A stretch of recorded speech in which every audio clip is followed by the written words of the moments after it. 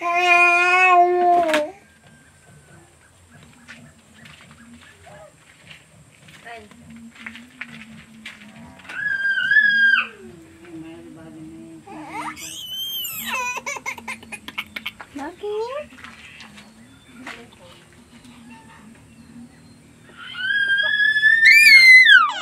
Hindi na.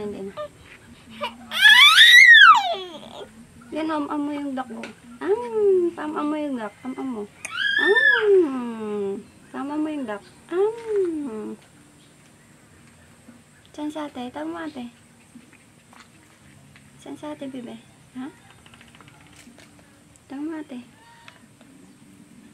Yan ate, oh. Tawag mo ate. Ate. Ako po si Sandy, 19 years old po. At may isa po akong anak, si Danilo po, 10 months po. Tapos yung asawa ko po, wala po siya ngayon, nasa work po. Ilan taon na yung asawa mo? Yung asawa ko po, 20 years old. Ako naman po, 19. Bali, ilan taon ka nung sama kayo ng asawa mo? 17 po ako nung nag-live-in po kami ng asawa ko po. Hindi ka ba nag-aaral? Hindi na po. Bakit? Tinigil ko po kasi po wala pong mag-aalaga sa baby ko. Anong year ka na sana? Grade 12 po.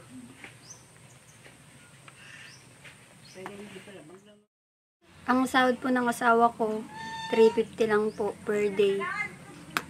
Pinagkakasya ko lang po yun kasi hindi naman po araw-araw may trabaho yung asawa ko. Minsan-minsan lang po. Bibili po ako ng bigas, 2 kilo, ganun lang po. Tapos, dilata po na 3, 2, ganun po. Kasi po yung isang dilata, kasya naman na po sa amin ng asawa ko po.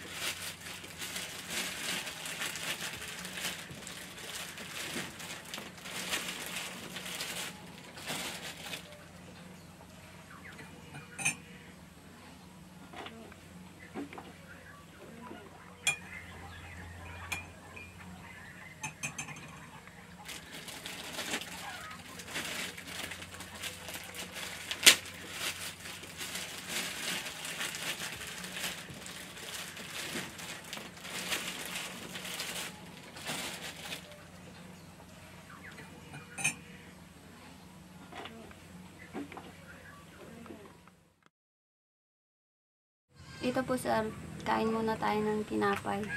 Wala pa po kasi yung asawa ko, hinihintay ko pa po.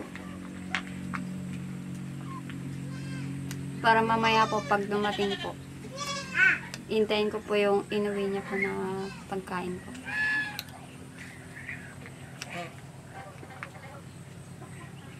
Ilang kilong bigas ang nabibili nyo sa sahod ng asawa mo? 3 po, minsan po 2 po. 2 kilo to 3 po. Kain ka na. Sarap na. Sus. Okay, sus.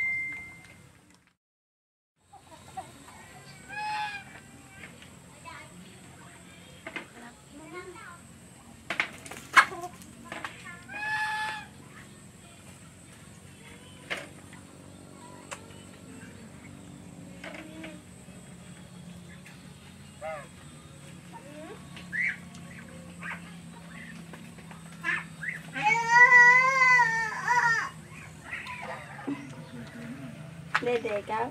Ha? Wa. Wa. Wa. Stop. Stop my mouth.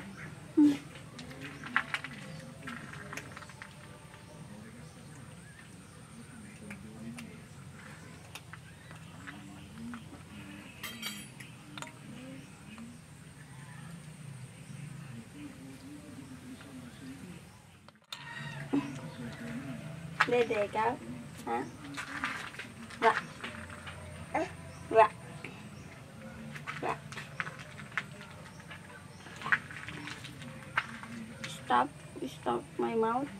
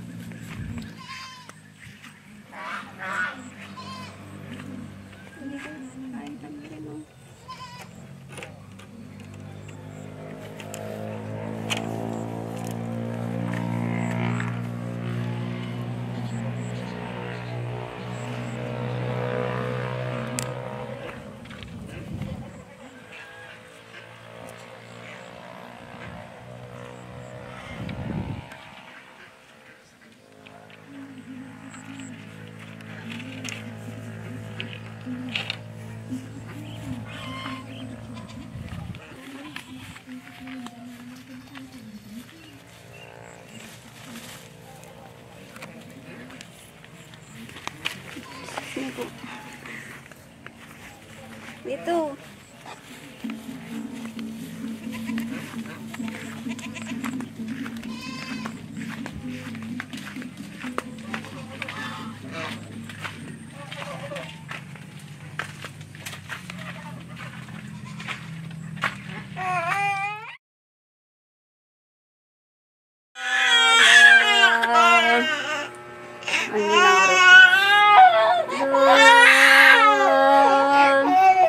Bakit umiiyak?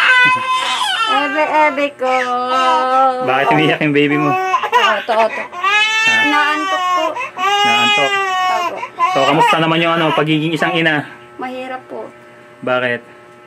Puyat. Ganun po. Siyempre, mapupuyat ka sa gabi, mag-alaga. Umiiyak. Mm-hmm.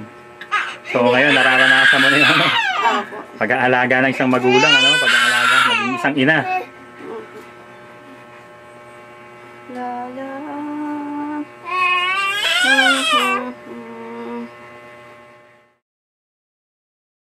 Ano nga palang trabaho ng mga magulang mo? Si mama ko po, nakikilabada lang po. Si papa ko naman po, nandito lang po sa bahay namin. Kasi po, hindi siya makapagtrabaho dahil may sakit po siya. Ilan naman kayo magkakapatid? 7 po kaming magkakapatid, pang-anim po ako. 3 lalaki, 4 na babae. Lahat na po kami may mga asawa na po. Nag-asawa rin ng medyo bata-bata pa yung iba. Opo. Sa tingin mo Cindy, bakit kayo nag-aasawa ng maaga sa edad nyong medyo bata pa, ganyan? Para po sa akin, sir, wala naman po yan sa edad. Ako po, nag-aaral po ako pero hindi ko po ini-expect na mapapangasawa ko po yung asawa ko ngayon. Na-in love po ako eh. Kaya po, nasumama po ako sa kanya.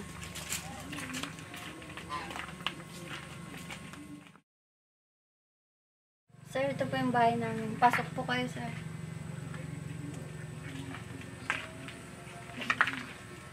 Dito lang po ang bahay namin. Maliit lang po. Okay lang. Hindi pa po ako nakasaing, sir. Iniintay ko pa po kasi yung asawa kong dumating. Yung dala pong bigas.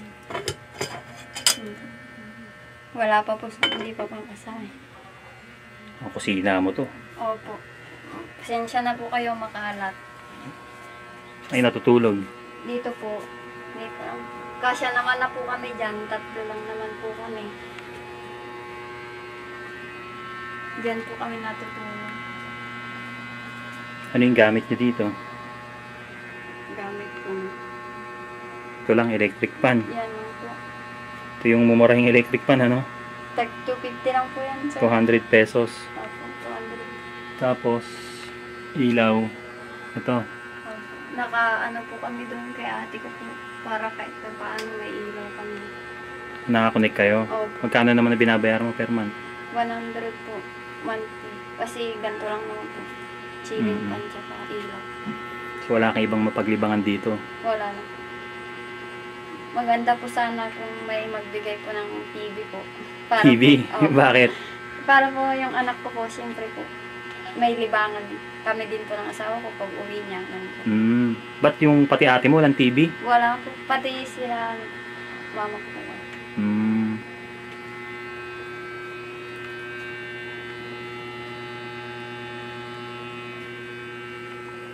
So, ito lang, ano? Tapos pag tanghali dito, medyo mainit. Mainit po talaga. Kaya po, Oo. bubuksan po yung bintana. Kaya nga. So, ito na lahat. Ito na. Opo, yan lang po.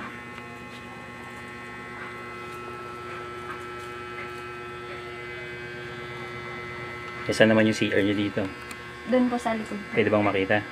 Pwede naman. Tara. Kaso ano, barado po. Kabarado. Hindi, Oo. tignan lang natin. May, Naka ano ba? Nakasarado? hindi po, baka mamaya may ano doon. Hindi, check lang natin. Sige, ano natin. Baka may ano po doon. May po. Barado eh. Kung barado, saan na kayo dumudumi niyan? Doon pa rin po, pero ano, Ito. yan lang. O, sige, check mo.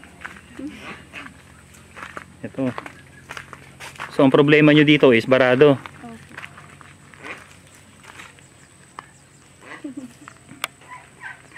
Ito yung ano, CR.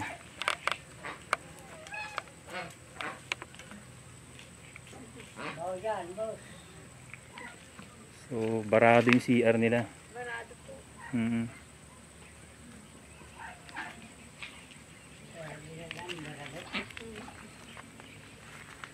So, ito yung CR, walang bubong. Yan.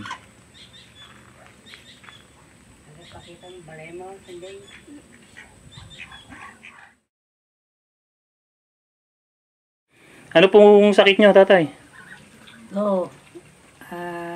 Tumutuloy yung tiyan ko. Ang dumi na ata eh. Pwede bang makita tayo? Pwede ano natin? Pakita natin. Oo. Ayan. Hindi na tayo, okay na tayo. Huwag mo nang buksan. Sige tayo, pakiangat nga ako tayo. Tignan ko lang. Ito may lumalabas ng ano, fluid sa katawan mo, tatay. Mabaho yan, sir. Yan yung lumalabas na lumalabas na babaho. parang nana. Parang tayo na ata. So, hindi ba kayo nagpa-check up tayo? Pa-check up ako, pero pinapapunta nila ko sa ospital. Parang pang-operasyon. Kailangan operahan na. Di pa. Walang pera. Nakapila pa ako sa operating room nung ko. Nilabas nila ako dahil wala akong pera eh. So, anong may iniinom kang gamot ngayon? Yung lang, yung antibiotic. Yung may pinamit lang, sir, na May pinamit. isang banid. 50 yung isang banid, sir. May pinamit, tsaka, ano pa yan, pa? Yan, maksisilin. May pinamit, moxicillin. So, mga ilang taon na yun tayo, yung sakit mo na yan? Mag-4 taon na. 4 na taon. Buti pa nga, hindi pa ako namamatay. Gusto ko nga namamatay. Naku, huwag naman tayo. Masakit eh. Masakit? Ang hati. Mm-mm. Pag sumasakit, parang gusto ko lang mamatay. So, kailangan ano ka talaga, mapadoktor. Hospital sana. Operasyon. Sa pambawa lang pambayad. Sige, tatay. Sana gumaling ka, tatay, ano? Gagaling to pag hindi ma-opera yung pinanggagalingan ng nana. Yung sana matanggal. Baka ano na yun tayo, baka cancer, ganyan. Parang may bukol to eh. Parang dalawa sa eh. Sige, tatay. Na nararamdaman ko sa loob. Ito banda eh, dito. Sige, tatay, salamat ha. Sige. Sana gumaling ka, tatay. Sana. Sige. Kita natin. Ayan. Hindi na tayo. Okay na tayo. Huwag mo nang buksan. Sige tayo, pakiangat nga ako tayo. Tignan ko lang. Ito may lumalabas ng fluid sa katawan mo, tatay. Mabaho yan, sir. Yan yung lumalabas na Lumalabas na babaho. parang nana. Parang tayo na ata. So, hindi ba kayo nagpa-check up tayo? Pa-check up ako, pero pinapapunta nila ko sa ospital. Walang pang-operasyon. Kailangan operahan na. Di pa. Walang pera. Nakapila pa ako sa operating room nung nilabas nila ako dahil wala akong pera eh. Sa dagupan. So, may iniinom kang gamot ngayon? Yung yung antibiotic. Yung may pinamit lang, sir, na May pinamit. isang banig. 50 yung isang banig, sir. May pinamit, tsaka, ano pa yan, pa? May pinamit, moxicillin. So, mga ilang taon na yun tayo, yung sakit mo na yan? Mag-4 taon na. 4 na taon. Buti pa nga, hindi pa ako namamatay. Base sa aking matagal na panahong pag-aaral, research, at sa mga taong nakausap ko, napag-alaman ko na majority ng mga Caucasian Americans na nagpupunta sa Pilipinas para mang-exploit ng mga Pilipina for cheap, SEX, ay mga taga-red states. Marami sa kanila ay mga Republicans, Donald Trump at MAGA supporters / fanatics. Yan yung mga taong nakaasa lang sa kakarampot nilang retirement money, which is funded by blue states like California, by the way. Yan yung mga taong uneducated at misinformed na galit sa mga Democrats at blue states. Wala silang idea na ang mga Democrat-controlled states ang nagpopondo ng kanilang Medicaid / Medicare, food stamps, retirement pension money, at iba pang social safety nets. Yan yung mga taong galit sa mga brown-skinned immigrants na naninirahan at nagtatrabaho sa Estados Unidos. Ayaw nila sa mga brown-skinned immigrants, pero feeling fine naman sa pagpunta sa mga mahihirap na bansa na kagaya ng Pilipinas para pakainin ng kanilang SEX UAL, satisfactions and desires. Mga ipokrito.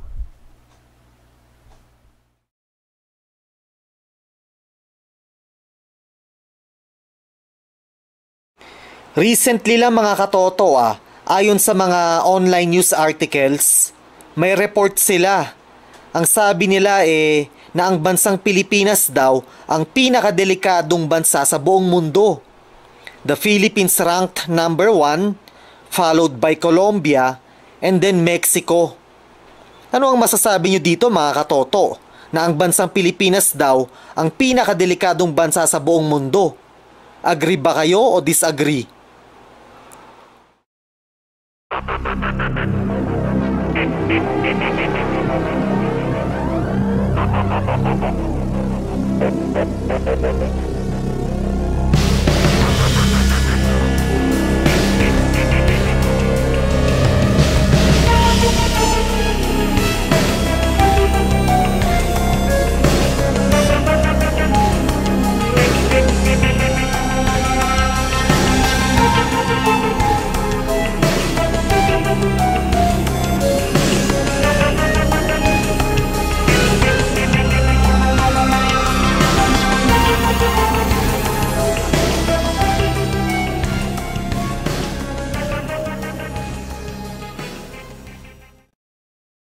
Alam nyo mga katoto, masasabi ko na 90% base sa aking mga obserbasyon na ang mga drivers at riders sa Pilipinas ay mga pulpol at unknowledgeable pagdating sa mga batas trapiko sa kalsada.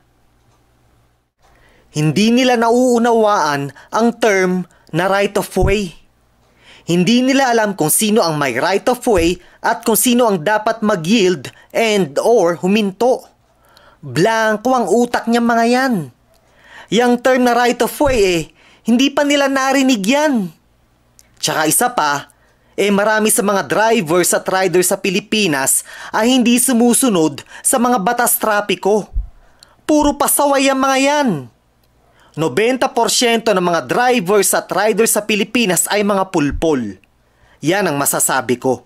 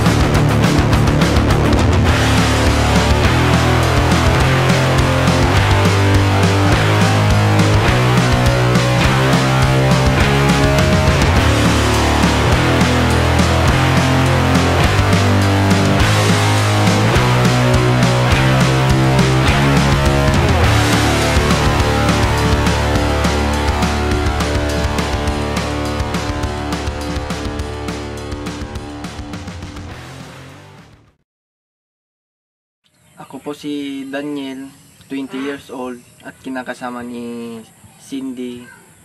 Ano yung trabaho mo ngayon, Daniel? Magsasaka lang po, sir.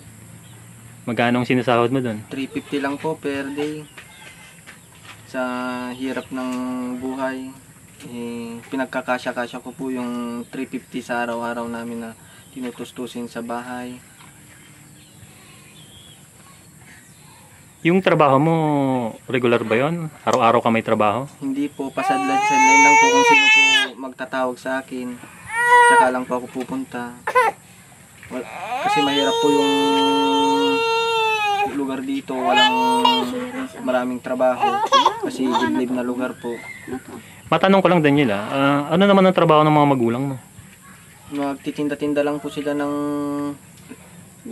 linupak, linubyan, kahoy, kamuting kahoy, para magkasya din po sa mga budget nila sa mga kapatid ko sa pag-aaral.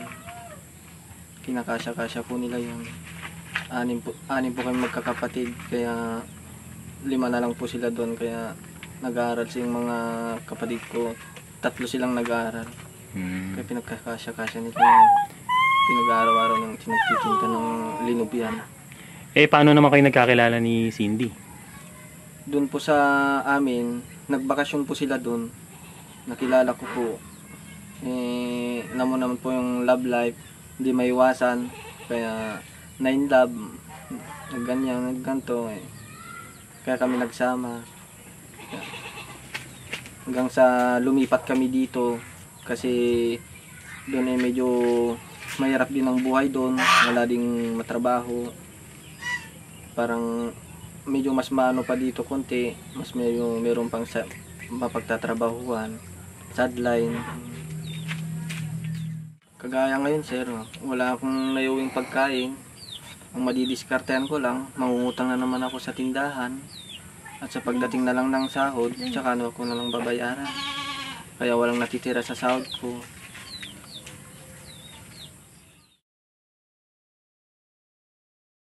Good morning, good morning. Pasensya na kayo ha, na medyo na-late ng ano, na-late ng punta. Oh, pwede ba mo ano, pumasok? Sige po. Tara, pasok tayo.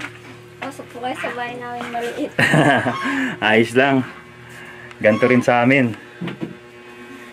Ayun oh. Sige, tara, dun tayo. Sa ano? Patayin ko natin. Yan. Sige. Dito na kayo natutulog, ano? Sige, upo kayo dyan. Meron akong ano, sasabihin sa inyo ha. Merong pinabibigay si Comrade Mark na kahit paano, konting tulong para sa inyong dalawa ha. Pang gastos-gastos nyo dito. Sige, kunin ko lang ha.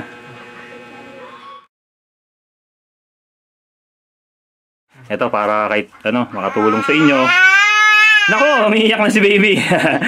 Sige, ito pinabibigay ni Comrade Mark. Sino tatanggap sa inyo? Si Cindy na lang. Sige, bilangin natin ha. Sige, ganyan. Yan yung mga kamay mo. Yan. 1, 2, 3, 4, 5,000 pesos galing kay Comrade Mark. Maraming salamat sa iyo, Comrade po, Mark. Sir Mark. Yan. Malaking tulong na po sa amin to, panggastusin sa bahay. Bibili ng Maraming bigas. salamat. Bigas ang pinaka-importante, ano? Bigas po. Yan, panggastos-gastos nyo dito, ha? Opo, maraming salamat ulit. Thank you po. Yan. Ikaw, wala kang trabaho ngayon? Wala po. Wala. So, naka-standby ka ngayon, ano? Opo. O, sige, paano, Christine and Daniel, pasensya na kayo at nalita ako ng dating. Medyo, nagkaroon ng, problema, ha? Sige, congratulations, Cindy and Daniel. Sige. Okay, bye-bye. Bye. Maraming Sana salamat po marami ulit. pa kayong matulungan po. Thank you po God ulit. bless.